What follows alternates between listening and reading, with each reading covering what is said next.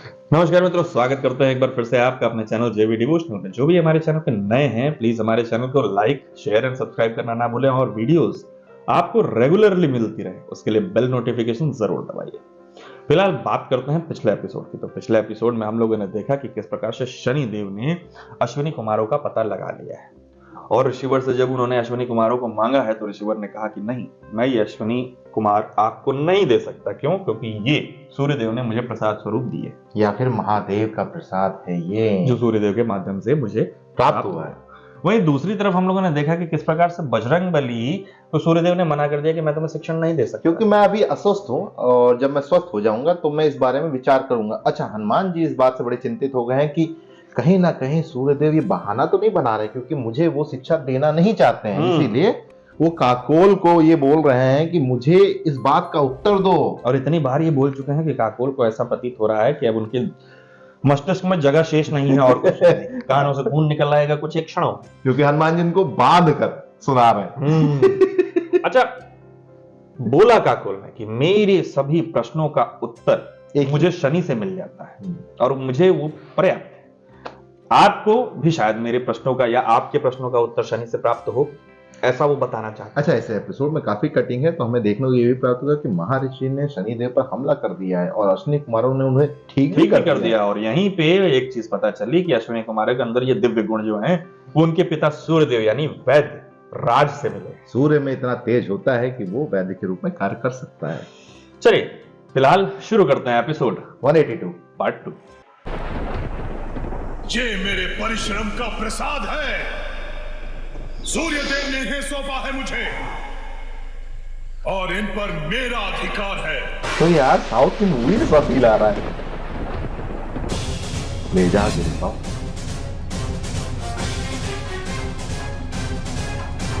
अच्छा, ऋषि रेखा ये मेरे तपोबल की रेखा है। यदि तुमने या किसी ने भी इस रेखा को पार किया तो वो अश्व बन जाएंगे, जैसे इनकी माता देवी संख्या बनी थी।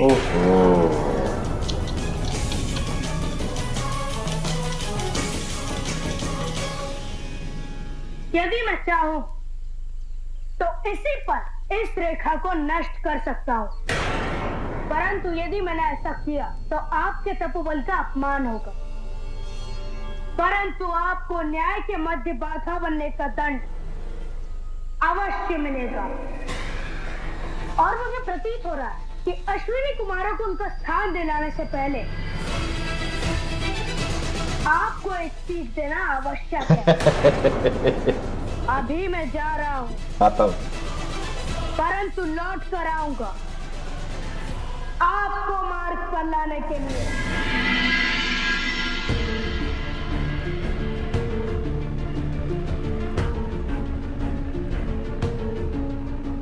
आपका स्वास्थ्य ठीक नहीं हो रहा है देव।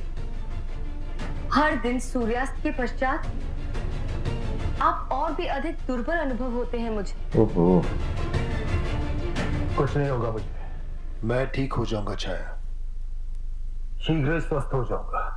यदि आप बुरा ना माने तो एक बात पूछूं देव।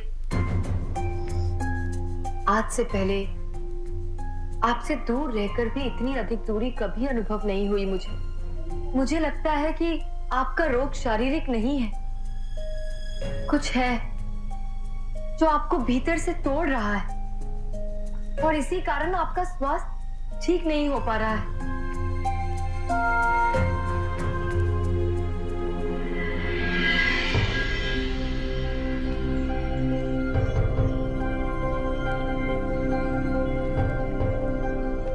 देव,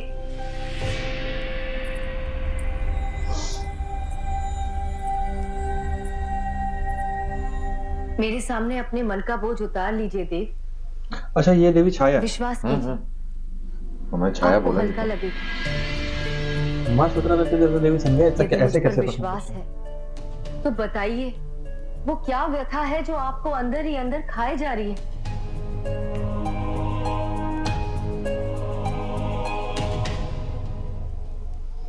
छाया, मैं छाया, मुझे पता था।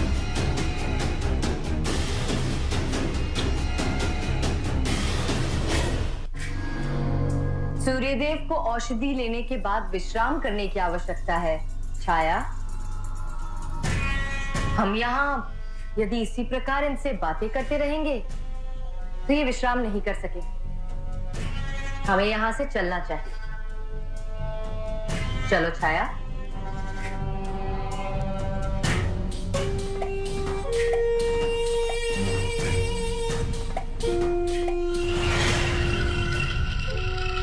कदाचित तुमने सुना नहीं मैंने क्या कहा छाया। मैंने सुना देवी संज्ञा, परंतु सूर्यदेव मेरे पति और मैं उन्हें इस अवस्था में छोड़कर नहीं जाऊंगी। विचार अच्छा है छाया, परंतु हमारे यहाँ रहने से सूर्यदेव स्वस्थ नहीं हो पाएंगे। तो स्वस्थ होंगे विश्राम से। और मेरा मानना है कि सूर्यदेव को औषधि या विश्राम की नहीं, अपनों के साथ की आवश्यकता है। वाह। मुझे विश्वास है शनि शीघ्र ही ज्ञात कर लेगा कि सूर्यदेव का रोग क्या है रोग का और कारण उसका क्या उपचार भी। है? रोग का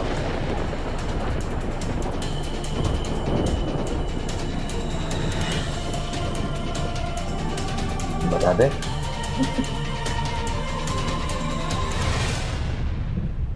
मुझे उत्तर मिल गया है नाना श्री।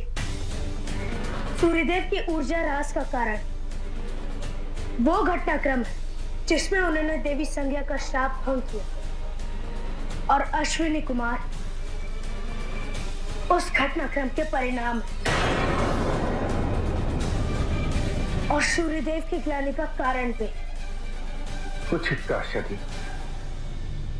सूर्यदेव का उपचार वही दो बालक हैं जिन्हें सूर्यदेव ने त्याग दिया। वो उन्हें लौटा देने चाहिए। हमें अश्विनी कुमारों को सूर्यलोक ले जाना होगा। परंतु कैसे नाना श्री? ऋषि ने अपने आश्रम के चारों ओर अपने तपोबल से एक वर्जित रेखा बना दी। शनि!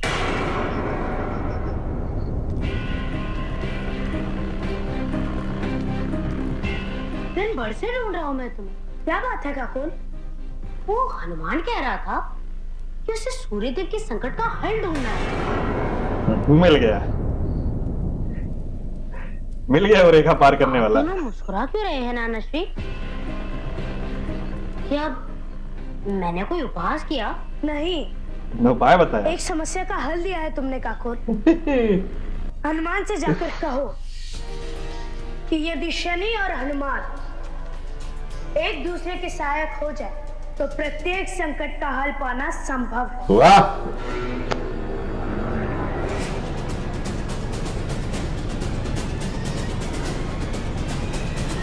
ब्रह्मदेव ने वरदान दिया है भाई बजरंगबली को कि कोई भी जगह तुमसे अभेद्य नहीं रहेगी। ब्रह्मदेव ने आशीर्वाद के स्वरूप में बजरंगबली को ये दिया था कि आप कहीं भी प्रवेश कर सकते हैं, कोई भी जगह आपसे अभेद्य नहीं होगी। तो चाहे जितने दरवाजे बना लो, चाहे जितने मंत्र फूक लो, बजरंगबली चाहेंगे तो पार तो कर ही जाएंगे। अच्छा, शनिदेव ने भी ये कहा कि मैं ये जो आपकी रेखा है ये तोड़ सकता हूँ, लेकिन आपका तप भंग ना हो, आपका तपोबल नष्ट ना हो, इसलिए मैं ये रेखा नहीं तोड़ा। लेकिन हर शनिदेव कर्म फल लाता है, तो वो ये जानते हैं कि कोई भी कर्म एक नए परिणाम को जन्म देता है। आप किसी भी बटरफ्लाई इफेक्ट, जैसे हम लोगों ने अक्सर देखा है कि अगर एक तितली कहीं उड़ी है तो हो सकता है कहीं बम फटा हो। अच्छा, ये सारी चीजें तो एक तरफ, जिस प्रकार से देवी संज्ञा और देवी छाया आपस में वार्तालाप कर रही थी, एक कह रही हैं कि इनको आराम दे दो, एक कह रहे हैं कि नहीं, इन्हें अपनों की आवश्यकता, अपनों के साथ की आवश्यकता है। अक्सर उन घावों को ठीक होते हुए देखा गया है जो असंभव से प्रतीत होते हैं, जब व्यक्ति की जीने की जिज्ञासा प्रबल होती है, बढ़ती है, या यूं कह लें कि उसके सामने जीने के लिए कोई मकसद दिखाई दे रहा हो। हम देख भी पा रहे हैं कि सूर्यदेव चिंता में जा रहे हैं। जो चिंता खाई जा रही है कि ये जो मैंने कार्य किया वो कहीं ना कहीं गलत है। ग्लानि हो रही है उनको कि कार्य गलत ये था कि उन्होंने अश्विनी कुमारों को या उन पुत्रों को वहीं छोड़ दिया। तो वो कार्य गलत उनको लगा। और उसके बाद उनको छुपा के भी रखा है। उनको ऋषिवर को बता रखा है, उनसे वचन ले रखा है, दुनिया भर की चीजें। उसी बात में वो बार बार विचार कर रहे हैं, इसलिए वो चिंता में ठीक नहीं हो पा रहे हैं उनका।